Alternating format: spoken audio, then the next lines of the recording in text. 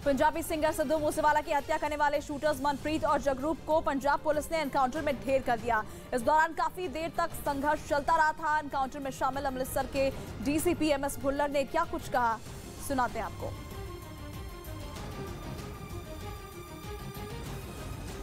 DCP MS Bhullar साहब हैं, ये वो अधिकारी हैं जो इनकाउंटर स्पॉट पर मौजूद थे। इन्होंने काफ़ी अगुवाई की, अपनी फोर्स को वहां पर ले गए और जो दोनों गैंगस्टर थे उन्हें न्यूट्रलाइज करने की कोशिश की और उसके बाद वो इनकाउंटर में मारे गए। भुल्लर साहब, आपसे सीधे तौर पे जानना चाहेंगे, काफ़ी डेस्परेट ये दोनों गैंगस्टर थे जिस तरह से सिद्धू मूसेवाला का इन्होंने मर्डर किया था और इनके पास से एक वेपन्स भी बरामद हुए। क्राइम सीक्वेंस के बारे में थोड़ा जानना चाहेंगे, टाइमलाइन क्या थी? देखिए, जब हमारी एजीटीएफ की टीम और मानसा पुलिस की टीम ने ज्वाइंटली इनको, इसमें हमारे अमृतसर कमिश्नर पुलिस के भी 2 ऑफिसर्स थे, इनको जब उन्होंने कॉर्डन कर लिया था, रेड के लिए अंदर गया तो उन्होंने पहले फायरिंग शुरू कर दी, जो हमारे एक लड़के के टांग में गोली लगी और उससे वो जख्मी हो गया। उसके बाद हमारे एक ऑफिसर ने हमें कॉल की, तो उसके बाद हमने रश किया उस तरफ। तो मेरे साथ एक एसपी थे, हम इकट्ठे बैठे हुए थे, तो हमने जाकर इमीडिएटली जब उस जगह के ऊपर पहुंचने की कोशिश की तो उन्होंने हमारे ऊपर भी फायरिंग की, जो हम वहीं गाड़ियों की ओट लेकर हम वहाँ पे छिप गए और वहाँ से हमने फायरिंग शुरू कर दी। तो ये तकरीबन 11 बजे शुरू हुआ, 11:45 के करीब हमने सारी तरफ से इनको कॉर्डन कर लिया था और 4:30 बजे तक जो ये सारा जो है इनकाउंटर है, हमारा लाइव इनकाउंटर ये चला।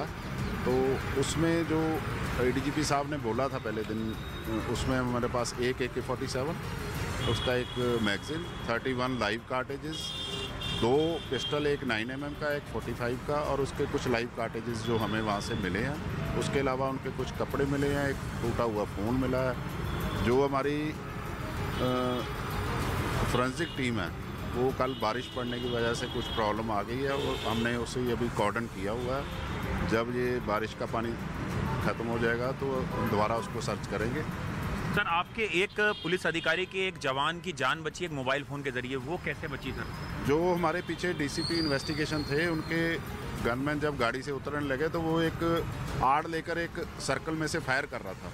जो जैसे ही वो नीचे उतरा तो उसके यहाँ पे छाती के ऊपर गोली लगी और लकीली परमात्मा की तरफ से एक तो दूरी थोड़ी ज़्यादा सी, 250 मीटर तक हम बैठे थे, दूसरा उसके यहाँ पे मोबाइल था, तो मोबाइल में गोली लगने के कारण उसको चोट कम आई। और सरकार ने संसद में जानकारी दी कि करीब 1.5 लाख लोग हर साल भारत की नागरिकता छोड़ रहे हैं। एक सवाल के जवाब में केंद्रीय गृह राज्य मंत्री ने जानकारी दी कि दूसरे देश की नागरिकता लेने वाले लोगों ने निजी कारणों का हवाला दिया और भारत की नागरिकता छोड़ दी।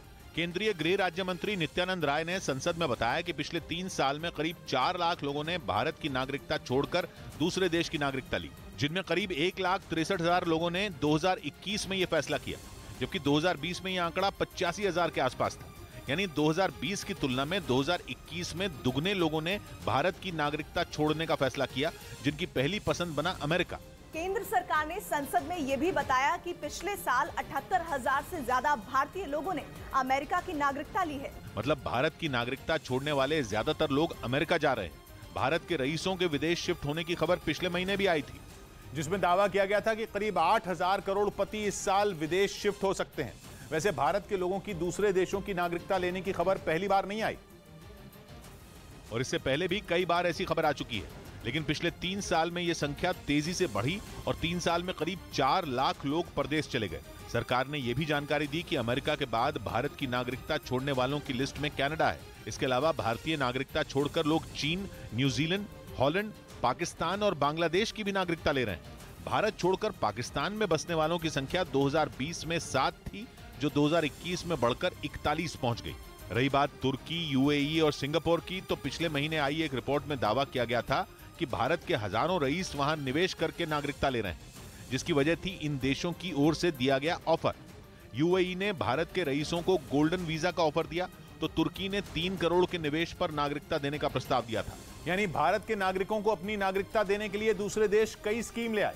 भारत का संविधान भारतीयों को दोहरी नागरिकता की अनुमति नहीं देता और अगर कोई नागरिक दूसरे देश की नागरिकता लेता है तो उसकी भारत की नागरिकता खत्म हो जाती है, लेकिन कई देश अपने नागरिकों को इसकी अनुमति देते हैं। वो अलग बात है कि भारत के लोगों को overseas citizen of India card की सुविधा है, जिससे उन्हें भारत में रहने और अपना बिजनेस चलाने में सहूलियत मिलती है और वो दूसरे देश की नागरिकता का फायदा भी उठाते रहते हैं। एक रिपोर्ट में दावा किया गया कि भारत के करोड़पतियों को अमेरिका का लाइफस्टाइल आकर्षित करता है, जिनमें ज्यादातर नई पीढ़ी के रईस हैं जो रिस्क लेकर विदेश में अपना कारोबार फैलाना चाहते हैं। इसके अलावा रईसों के भारत से जाने की एक बड़ी वजह टैक्स से जुड़ा सख्त नियम भी माना जा रहा है, जबकि यूएई और तुर्की जैसे देश निवेश के बदले टैक्स में रियायत देते हैं। मध्य प्रदेश के सागर में एक आदमी को लोगों ने घेर लिया और फिर उसकी जमकर पिटाई कर दी। इस दौरान किसी ने पिटाई का वीडियो बना लिया और उसे वायरल कर दिया। एक आदमी जमीन पर बैठा नजर आता है। उसके चारों तरफ लोगों की भीड़ दिखती है। वो आदमी लगातार हाथ जोड़कर माफी मांगता दिखा, लेकिन फिर बीच सड़क पर ही भीड़ ने इंसाफ करना शुरू कर दिया। भीड़ में मौजूद लोगों ने उस आदमी पर थप्पड़ बरसाने शुरू कर दिए। किसी ने अधेड़ को लात घूंसों से पीटा। पिट रहे आदमी पर आरोप था कि उसने एक लड़की से छेड़खानी की, जिसके बाद लड़की ने विरोध किया और बदतमीजी करने लगा, जिसके बाद लोगों ने आरोपी को घेर लिया और फिर जमकर उसकी पिटाई की। राजस्थान के करौली में बेखौफ चोरों ने चोरी की घटना को अंजाम दिया। सिर्फ 3 मिनट के भीतर दुकान के अंदर रखे मोबाइल पर हाथ साफ कर लिया, लेकिन चोरी की ये पूरी घटना सीसीटीवी में कैद हो गई। सीसीटीवी में कैद फुटेज में एक चोर पूरी दुकान में इधर उधर भागता दिखा और हर एक चीज को खंगाल रहा था। थोड़ी ही देर बाद टेबल के पीछे से एक और चोर निकल आया, जो हर रैक को तेजी से खोल रहा था और सिर्फ 3 मिनट के अंदर चोरों ने लाखों रुपए के मोबाइल फोन पर हाथ साफ कर लिया। करौली के हिंडौन सिटी में मोबाइल की दुकान को 3 चोरों ने निशाना बनाया। सुबह दुकान का शटर खुला मिलने पर मालिक को जानकारी दी। पुलिस ने जब सीसीटीवी खंगाला तो चोरों का कारनामा सामने आया, जिसमें चोर करीब 40 मोबाइल लेकर फरार हो गए। वहीं चोरी की इस घटना के बाद व्यापारी गुस्से में दिखे तो पुलिस की कार्यशैली पर सवाल उठाए।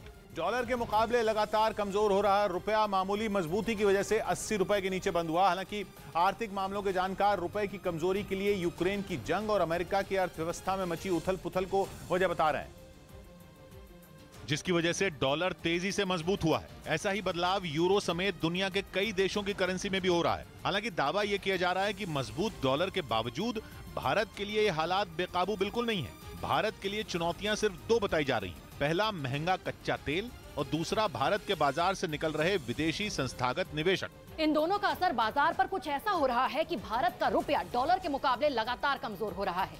ऊपर से भारत के इंपोर्ट का बिल बढ़ता जा रहा है। कच्चे तेल की कीमतें कम हो या न हो, भारत के लिए तेल पहले से ज्यादा महंगा हो रहा है। भारत का एक्सपोर्ट हमेशा इंपोर्ट के मुकाबले कम रहा है और इसीलिए इसका असर भारत के विदेशी मुद्रा भंडार पर पड़ रहा है। 1991 के बाद से ही भारत का इंपोर्ट हमेशा भारत के एक्सपोर्ट से ज्यादा रहा है और इस बार भी हालात न तो कुछ नए हैं और न ही अलग हैं। मार्च में खत्म हुए कारोबारी साल में भारत के चालू खाते का घाटा भारत की कुल जीडीपी का 1.2% रहा था और सारी चुनौतियों के बावजूद इस बार यह आंकड़ा जीडीपी का 2.9% रहने का अनुमान है। देश का इंपोर्ट अगर एक्सपोर्ट से ज्यादा हो तो उसे चालू खाते का घाटा कहा जाता है, लेकिन आंकड़ों के मुताबिक अभी तक $14 बिलियन का निवेश भारतीय रुपए में करीब 1,12,000 करोड़ FIIs मतलब विदेशी संस्थागत निवेशक भारत के बाजार से निकाल चुके हैं। इसका सीधा असर भारत